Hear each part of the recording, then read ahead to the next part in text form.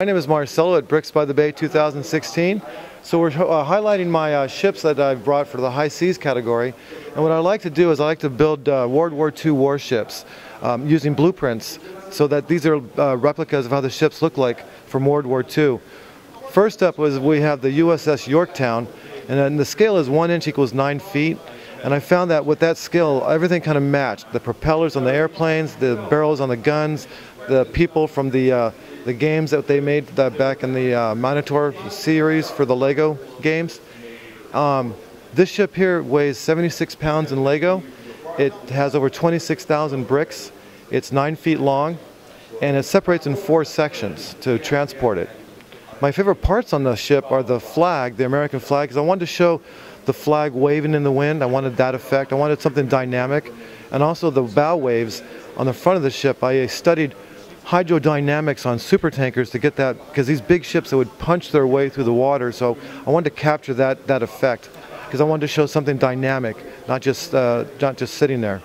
When I was building this initially, I realized that Lego bricks don't want to stay together in one continuous stream, so I found that if you separate this in 30 inches or less, that solves 2 problems.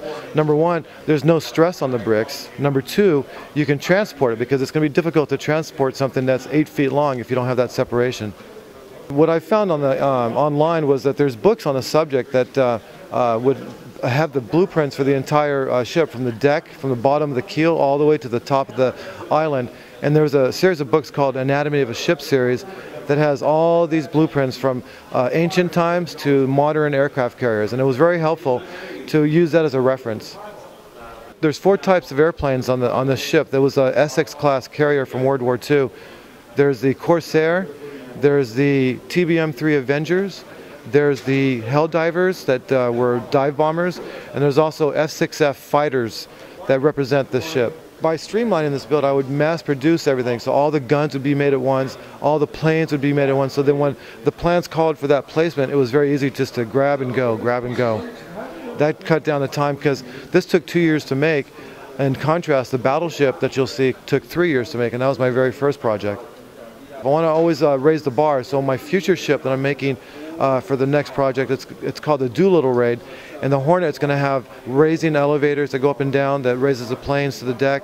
Propellers on the airplanes are going to be spinning. There'll be sound effects. There'll be just more stuff happening. The only ones that I really love are the flag that's waving in the wind, because when I designed it in my head, I knew what I wanted, but it took 3 attempts to get the curvature right.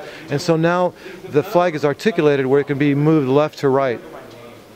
And plus the bow wave, I wanted to really capture that image of the bow wave, and I just wanted to show that part of it. Those are my favorite parts.